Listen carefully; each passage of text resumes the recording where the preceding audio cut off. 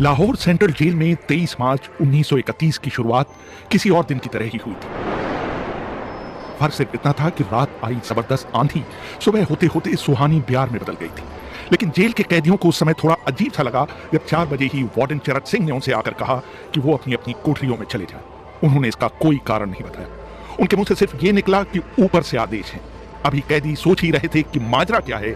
Jail का नाई बरकत हर कमरे के सामने से फुसफुसाते हुए गुजरा कि आज रात भगत सिंह, राजगुरु और सुखदेव को फांसी दी जाने वाली है।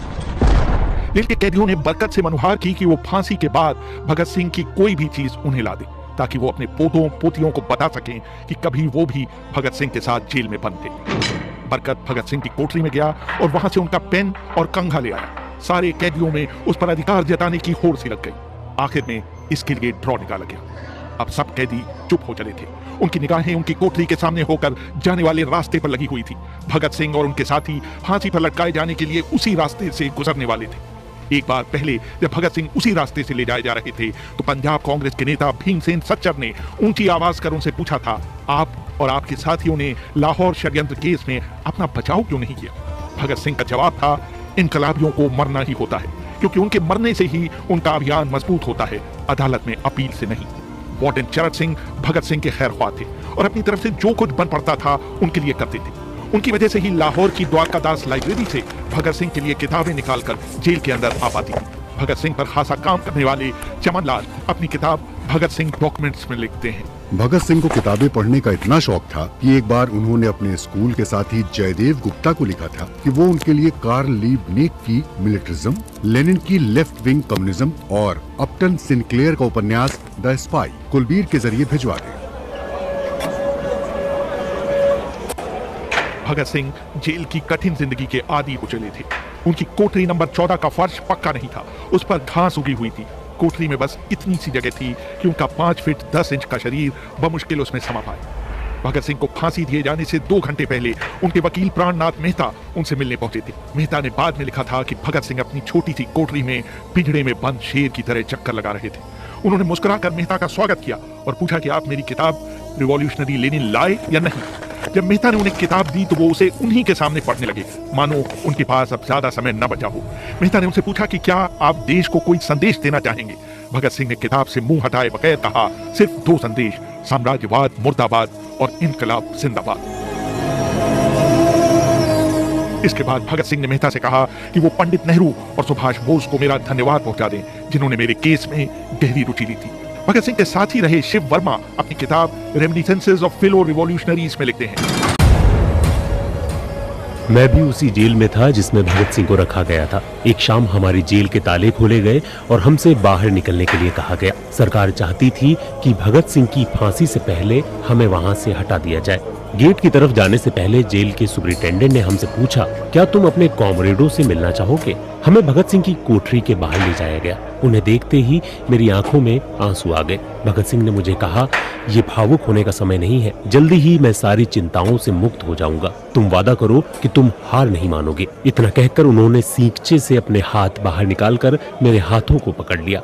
जैसे ही जेल सुपरिटेंडेंट ने ये दृश्य देखा, उसने चिल्लाकर आदेश दिया, मार्च। ये मेरी भगत सिंह से आखिरी मुलाकात थी। भगत सिंह से मिलने के बाद मेहता राजगुरु से मिलने उनकी कोठरी पहुंचे। राजगुरु के अंतिम शब्द थे, हम लोग जल्द मिलेंगे। सुखदेव ने मेहता को याद दिलाया कि वो उनकी मौत के बाद जेलर से वो कैरम बोर्ड ले लें जो उन्होंने उन्हें कुछ महीने पहले दिया था। मेहता के जाने के थोड़ी देर बाद जेल अधिकारियों ने तीनों क्रांतिकारियों को बता दिया कि उनको वक्त से 12 घंटे पहले ही फांसी दी जा रही। अगले दिन सुबह 6 बजे के बजाय उन्हें उसी शाम 7 बजे फांसी पर चढ़ा दिया जाएगा। भगत सिंह मेहता द्वारा दी गई किताब के कुछ पन्ने ही पढ़ पाए थे। उनके मुंह से निकला, क्या आप मुझे इस किताब का एक अध्याय भी खत्म नहीं करने देंगे? भगत सिंह ने जेल के मुस्लिम सफाई कर्मचारी बेबे से अनुरोध किया कि वो उनके लिए उनको फांसी दिए जाने से 1 दिन पहले शाम को अपने घर से खाना लाए। लेकिन बेबे भगत सिंह की ये इच्छा पूरी नहीं कर सके, क्योंकि भगत सिंह को 12 घंटे पहले फांसी देने का फैसला ले लिया गया और बेबे को जेल के गेट के अंदर घुसने ही नहीं दिया गया। थोड़ी देर बाद तीनों क्रांतिकारियों को फांसी की तैयारी के लिए उनकी कोठरियों से बाहर निकाला गया। भगत सिंह, राजगुरु और सुखदेव ने अपने हाथ आपस में जोड़े और अपना प्रिय आजादी गीत गाने लगे। कभी वो दिन भी आएगा कि जब आजाद हम होंगे, ये अपनी ही जमीन होगी, ये अपना आसमां होगा। फिर इन तीनों का एक एक करके वजन लिया गया। सबके वजन पहले से बढ़ गए थे। इन सबसे कहा गया कि अपना आखिरी स्नान करें। फिर उनको काले कपड़े पहनाए गए, लेकिन उनके चेहरे खुले रहने दिए गए।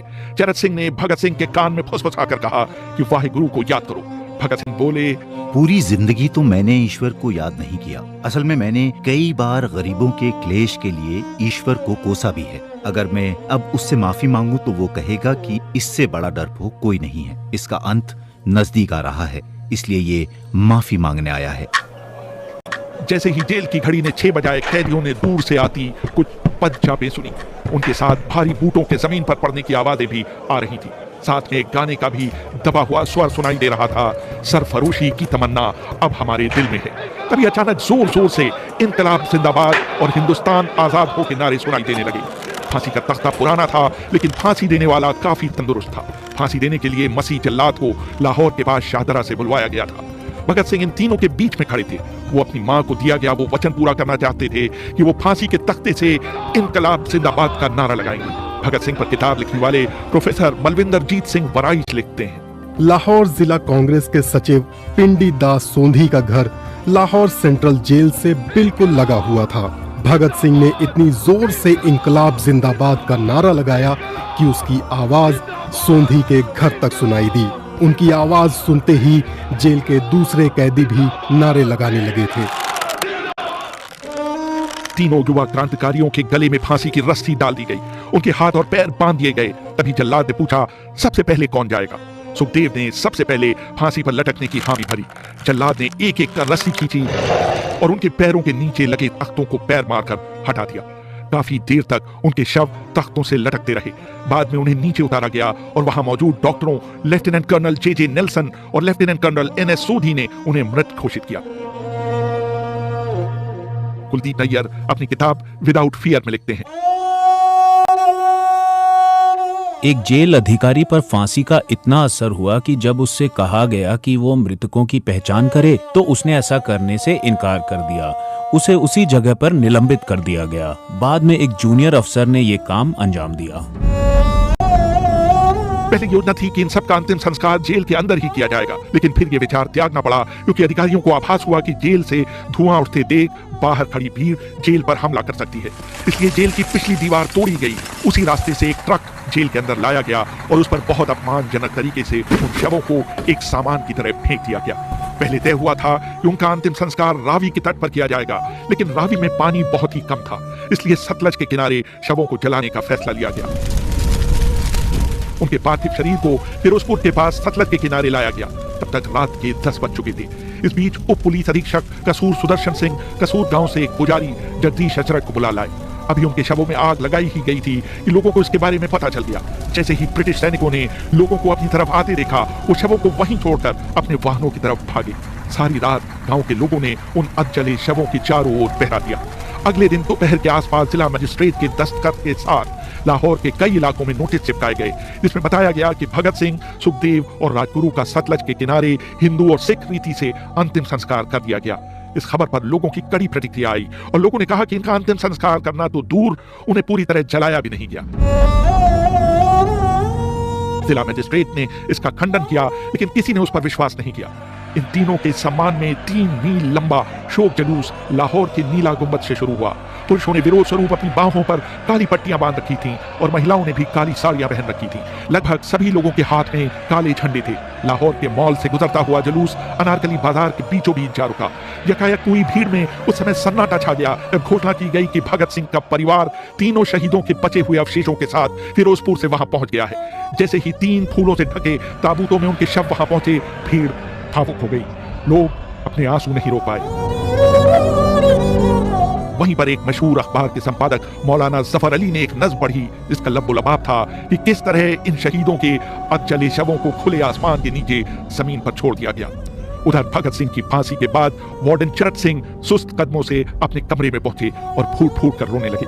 अपने 30 साल के करियर में उन्होंने सैकड़ों फांसियां होती देखी थीं, लेकिन किसी ने मौत को इतनी बहादुरी से गले नहीं लगाया था जितना भगत सिंह और उनके 2 कॉमरेडों ने। कम से कम उस समय किसी को इस बात का अंदाजा नहीं था कि 16 साल बाद उनकी शहादत भारत में ब्रिटिश साम्राज्य के अंत का एक कारण साबित होगी और भारत की जमीन से सभी ब्रिटिश सैनिक हमेशा के लिए चले जाएंगे।